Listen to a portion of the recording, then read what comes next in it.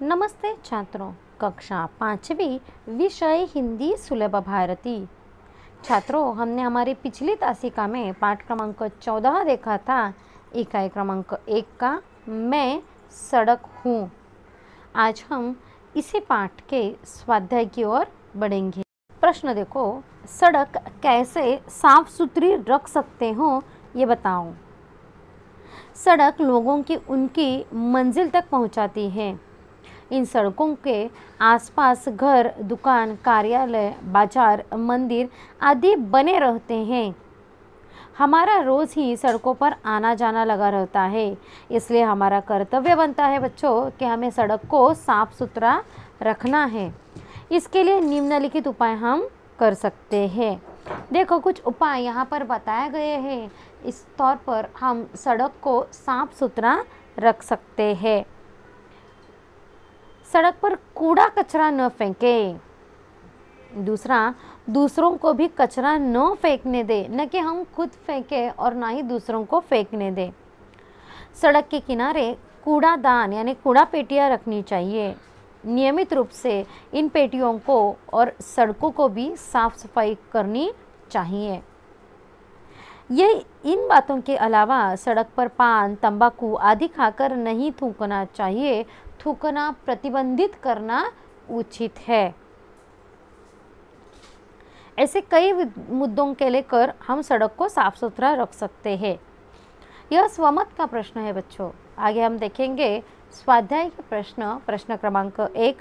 कोष्टक में से उचित शब्द चुनकर वाक्य पूर्ति करो। कोष्टक में कुछ शब्द दिए हैं, उनको नीचे दिए हुए वाक्यों से पूरा करके वाक्य पूर्ण करना है और रिक्त स्थानों को अधोरेखित करना है। लोग सड़क किनारे मकान बनाते हैं। चौराहे पर पुलिस का सिपाही वर्दी पहने खड़ा होता है। बच्चों, इस प्रकार से आपको वाक्य पूर्ण करना है और जिन शब्दों से वाक्य पूर्ण हुआ है उन रिक्त स्थानों को उचित नीचे उसके नीचे अधोरेखित करना है। यह मत भूलिएगा। और वाक्य पूर्ण होने पर पूर्ण विराम की खड़ी पाई।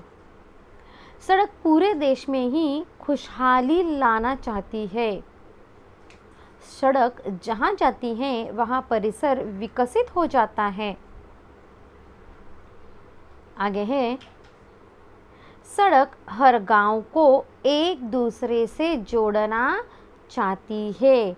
देखो, सड़क क्या क्या करना चाहती है, इन सभी शब्दों को आपका लेखन करना है और उचित अधोरेखन करके पूर्ण विराम देना भूलना नहीं है। दिए हुए शब्द तथा प्रश्नों के उत्तर उचित स्वरूप से लेखन कीजिएगा। आगे देखेंगे हम प्रश्न क्रमांक 2। निम्नलिखित प्रश्नों के उत्तर एक एक वाक्य में लिखो।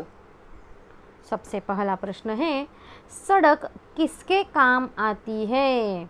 अब तो आप लोगों को तो पता ही है, सड़क बालक, जवान, बूढ़े सभी के काम आती है, क्योंकि हम सब सड़क पे ही चलते हैं ना। सड़क किसके बीच सेतु है? सड़क घर और विद्यालय के बीच का सेतु माना गया है, राह माना गई है। प्रश्न 3, सड़क को दुख कब होता है? सड़क को दुख तब होता है जब लोग उसे गंदा कर देते हैं। यह एक वाक्य में लिखने वाले प्रश्नों के उत्तर है। सड़क सदा कैसी रहना चाहती है? सड़क सदा सीधी रहना चाहती है। 5वां प्रश्न, सड़क देश में क्या लाना चाहती है? सड़क देश में खुशहाली लाना चाहती है। आगे प्रश्न है, सही विधान के सामने सही का और गलत विधान के सामने गलत का चिन्ह लगाओ। रास्ता बदलने के लिए लोगों को कई बार मुड़ना होता है। यह वाक्य, यह विधान सही है। सड़क को मुड़ना अच्छा लगता है? अच्छा लगता है कि सड़क को मुड़ना? नहीं, तो इसका मतलब यह विधान, यह वाक्य गलत है। सामान बेचने वाले सड़क पर दुकानें लगाते हैं। सड़क पर लगाते क्या? नहीं, सड़क के दोनों तरफ लगाते हैं। सड़क लोगों में मेल जोल बढ़ाना चाहती है। यह बात सही है। आगे देखेंगे हम सविस्तर उत्तर लेखन, 2-3 वाक्य में उत्तर लेखन। सड़क के स्वरूप में क्या परिवर्तन हुए हैं? सड़क का आरंभिक स्वरूप कच्चा था, तब उस पर बैलगाड़ी, तांगा, ऊंट गाड़ी चलते थे। इसके बाद कोलतार डालकर पक्की सड़कें बनने लगी और आजकल तो नई तकनीक से सीमेंट की सड़कें भी बनने लगी है। यह सड़क के स्वरूप में होने वाला परिवर्तन, होने वाले बदलाव हैं। सड़क को कब दुख होता है? अब यह सविस्तर उत्तर का लेखन है। सड़क को जब लोग गंदा कर देते हैं, लोग पान खाकर थूकते हैं, तो सड़क को दुख होता है। लोग जगह जगह गड्ढे बना देते हैं और इन खोदने की वजह से दुर्घटनाएं होती हैं और इन सभी कारणों के वजह से सड़क को बहुत ही दुख होता है, सड़क दुखी होती है। निम्नलिखित शब्दों के समानार्थी शब्द लिखिए, जो कि पाठ में आए हुए शब्द हैं। पाठशाला, विद्यालय। पुल का अर्थ है सेतु, जो दो जगहों को जोड़ता है। गलती, दोष और आवश्यकता यानी ज़रूरत। दिए हुए शब्दों के सामने उचित समानार्थी शब्द लेखन आपको यहाँ पर करना है।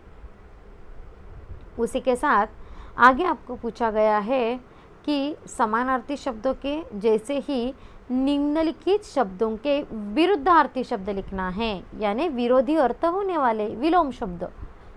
पहला अंतिम, अंतिम यानी आखिर का, तो उसका विरोधी शब्द है आरंभिक, शुरुआत का। कच्ची का विरुद्धार्थी शब्द है पक्की। कठिनता, इस शब्द का विरुद्धार्थी शब्द है आसानी।